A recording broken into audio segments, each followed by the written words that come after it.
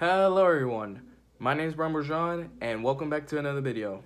In tonight's video, I'm going to be talking about the Goodyear 400 at Darlington Raceway. Last week's race at the Advent Hill 400 at Kansas was an absolute banger. Today's race, the Goodyear 400 at Darlington Raceway, was another absolute banger as it had tempers flaring, a wild finish, another wild finish, great racing, strategy, tire wear. All the factors I just mentioned came together to form another absolute classic for the Goodyear 400. Let's talk about it. For the start of the race, you had Tyler Reddick and Brad Keselowski as the front row. But right off the bat, Tyler Reddick showed that he had the car to beat. He was going to be the driver to beat as he was both fast in the short run and long run. Definitely had a car that really fitted his abilities and a car that, connected with the driver, and that's very important, especially at Darlington Raceway as it's a driver's track. Tire wear definitely always plays a factor. You're inches away from disaster, and it's one of the best tracks in NASCAR right now. It definitely always produces great races, and today's race brought it into fruition, and it was definitely really fun to watch. As for incidents, definitely there was some incidents, and they brought tempers. One of the big incidents that I want to mention is Ryan Blaney versus William Byron. This is, I believe, in stage 2, restart in stage 2. 3 wide in turns 1 and 2. 3 wide, turn 1 and 2 at Darlington always ends in disaster. I'm not going to lie. Always ends in disaster. You have William Byron, Martin Truex Jr., Ryan Blaney, bottom, middle, top, 3 wide, turns 1 and 2. Byron slides up the track, gets into Truex, who then gets into Blaney. Blaney hits the outside wall, causes a chain reaction involving himself, Truex Jr., and Chris Buescher. Unfortunately, that incident would end Ryan Blaney's day, as despite his team doing their best to, get the car back out on track, they went over the damaged vehicle policy, the time NASCAR gives the drivers and the teams to fix their cars, but unfortunately they ran out of time. As for Blaney, after he was said that time ran out, that he had to go to the garage, he came back onto the track and showed William Byron his frustration, his displeasure after the incident. He came out of pit road, the drivers are turn 1 and turn 2, and then Blaney comes up to Byron, basically to the side door, the driver's side door, and roughs him up a little bit, a little nudge. Obviously, Blaney was very upset, his second DNF of the season, and definitely a rough day for Blaney, who was in the top 10 towards the end of stage 1, but unfortunately that incident ended his day. Let's go over, as we just mentioned that incident, let's talk about a bit of the racing. The racing at Darlington. Again, Darlington, it's a hard track to make passes at. It's a hard track to make your passes on your opponents. It's a tough track to pass in. But nonetheless, it still produced great racing. Stage 1, towards the end of stage 1, you had a great battle between Reddick, Keselowski, Byron, Truex, a lot of drivers towards the end of stage 1. It was really fun to watch. It was a great battle. And it showed that we were going to be in for a good race. Again, with tire wear playing a factor, strategy. It was really fun to watch. It was really, really, really, really, really fun to watch. And we saw it during the whole race, to be fair. During the whole race, you saw tire wear coming into play, lots of green flag pit stops, strategy, the 1 stop during stages, the 2 stop during stages. It was really fun to watch. It was really, really, really fun to watch. And I enjoyed it a lot. As for how the stages went, for stage 1, Larson won stage 1, with Ty Gibbs in 2nd, Brad Keselowski 3rd, Tyler Reddick 4th, Martin Truex Jr. 5th, Todd Gillen 6th. Want to pause for a bit and mention this. Todd Gillen had a great long run car. I mean, during the whole race, he had great long run speed. I mean, he was really good today. And unfortunately, the finish he got wasn't really what he showed out on track. So, yeah. While it was a tough day for Gillen, it did show that FRM continued to show great pace. As for stage 2, Tyler Reddick won stage 2 with Keselowski in 2nd, Gibbs in 3rd, Joey Logano, who had his best race in weeks, finished P4 in the 2nd stage. Then you had Larson, Byron, Buescher, Hamlin, Wallace, and Chastain for the top 10 the 2nd stage. Now, after the 2 stages, came and gone. You had stage 3. This is where the race got even better. You had a lot of great racing between Keselowski, Reddick, Buescher, and especially the last restart with, I believe, 33 laps to go, the last restart. It had incredible racing. A product of what we've been seeing for this 2024 season, which has been incredible racing. But before we got to that point, before we got to that last restart, another incident worth talking happened. This was during stage 3, I believe, with 54 laps to go. William Byron, Kyle Larson, both with throwbacks. Byron's to Jeff Gordon, Larson's to Terry Labonte. Side by side, turn 1, turn 2. Larson gets tight, slides up the racetrack in turn 2, and hits the outside wall. That would damage either his right or left rear toe link, causing him some damage, internal damage in the car. A couple laps later, heading into turn 3, his car gets loose. The toe link that was already damaged causes the tire to go flat, or I believe it's outside of that. The tire, I want to say right rear tire, goes down. He spins out and hits the outside wall in turn 3 and 4, ultimately ending Kyle Larson's day, which is a shame. Larson had a really good car, really fast car, and unfortunately he DNF'd after that incident. It was a shame. He had a beautiful, beautiful car. Throwback to Terry Labonte, his Kellogg's Cornflakes paint scheme. It was absolutely gorgeous to see out on track. It was gorgeous. And now, the final restart. You had Keselowski, Reddick, and Buescher all looking for the win. Reddick, who has already won this season, wanted to win at Darlington at driver's track. He had the best car. He wanted to get the job done. Brad Keselowski, who hasn't won since Talladega in 2021, 110 races ago. That was his last win. And you had Chris Buescher, who lost by 1/1000 of a second in the Admin Hill 400 at Kansas last week. All three of those drivers were hungry. They were fighting tooth to nail for the race win. You had a lot of contact, a lot of beating and banging between Keselowski and Reddick first. It was amazing to watch live. Great racing, especially with, I believe, 32, 31 laps to go. Keselowski and Reddick are side by side in turn 3 and 4. They touch, they make contact, and Chris Buescher off turn 4 with a big run makes it 3 wide, makes a 3 wide pass on Reddick and Keselowski for the race lead. It was unbelievable. Great racing, an amazing battle with Buescher out in front. Now the laps wind down, tyre starts to come into effect. Buescher, Reddick, and Keselowski all separated by under a second, all fighting hard for the race win. And with 10 laps to go, Reddick has a run off turn 2. He closes in on Buescher. He attempts a bold dive bomb on turn 3. Middle of 3 and 4, Buescher hits the wall, but then Reddick slides up and hits Chris Buescher, causing them both damage, both having their tires go down. Buescher with his hand out the driver's door, wondering, what in the world, what are you doing, man? What are you doing, man? Reddick slows down, he has damage, tire is down. Keselowski is now up to second. Then down the backstretch, Buescher realizes he has a tire going down. He pits, and Brad Keselowski takes the lead with 9 laps to go. It is incredible. It is absolute chaos at Darlington Raceway.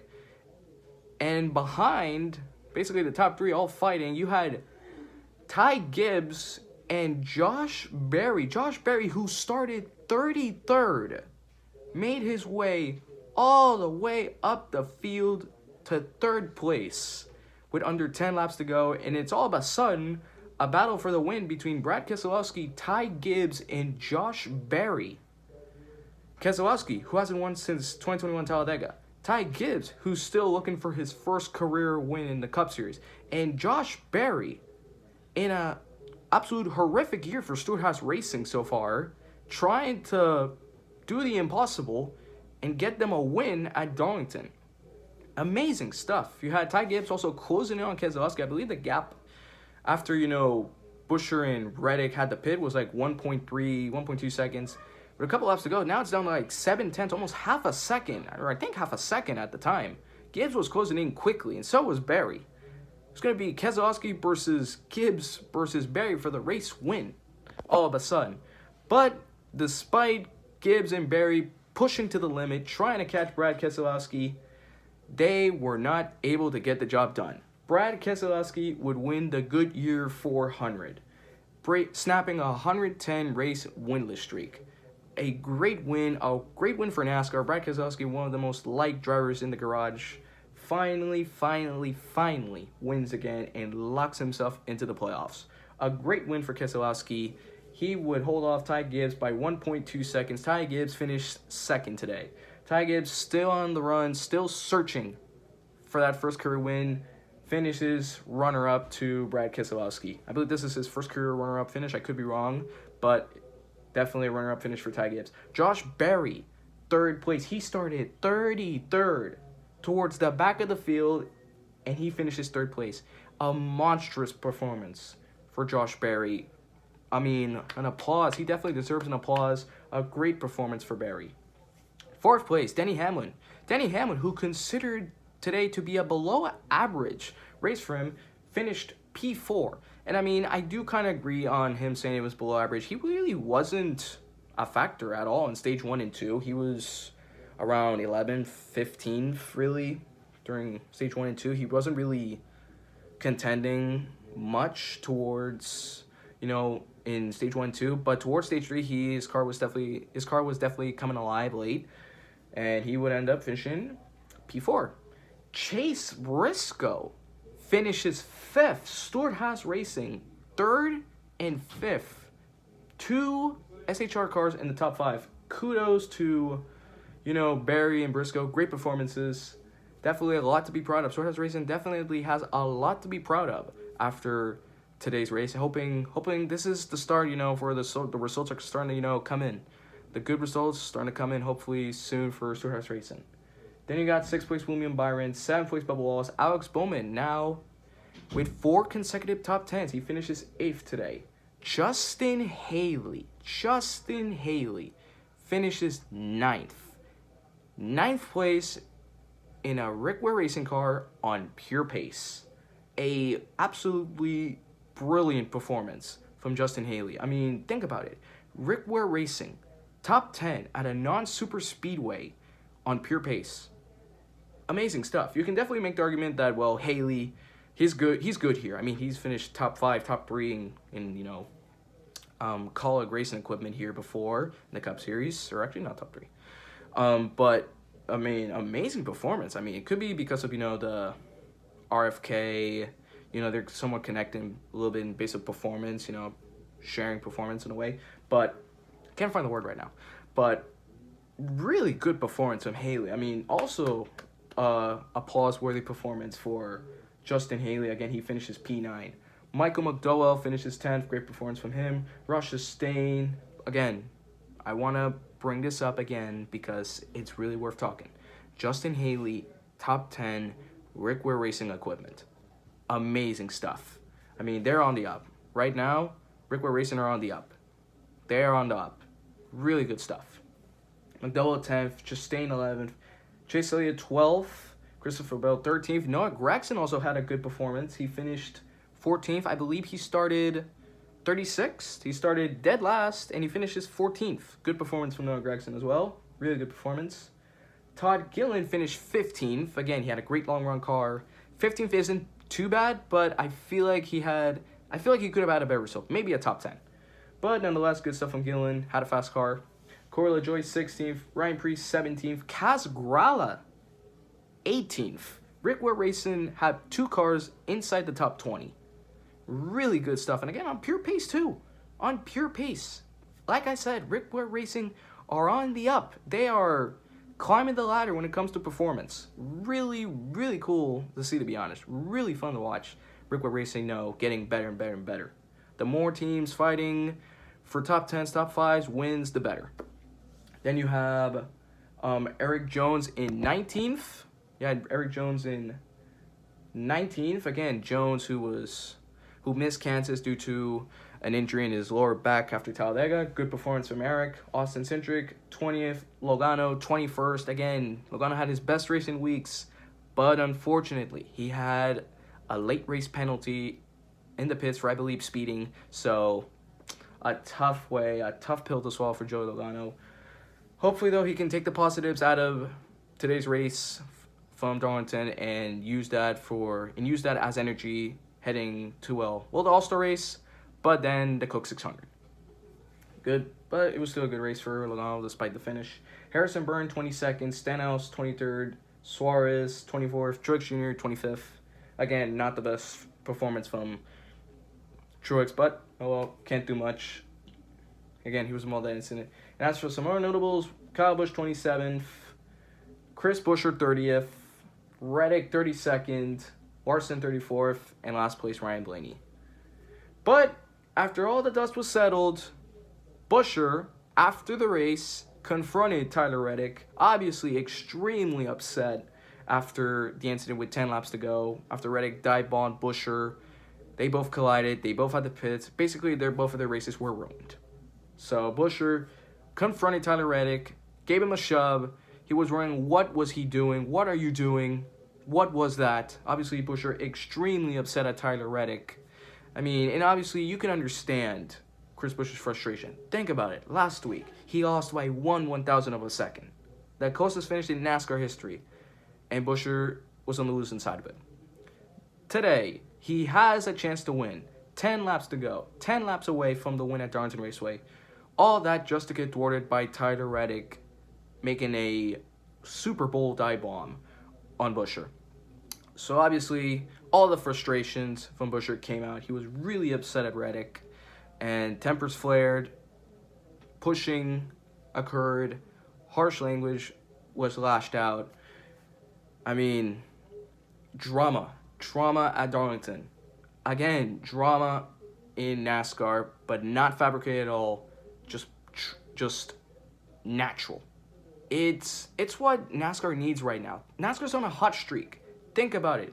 NASCAR has had 4 instant classic races: Atlanta, Kansas, Bristol, and Darlington. 4 instant classics in 13 races so far in the NASCAR season. That's incredible. That's absolutely incredible. NASCAR's on such a hot streak right now. And think about it. 4 of 13 races. Instant classics. And we still have basically the whole season left. Like, the sky's the limit for NASCAR right now. The sky's the limit.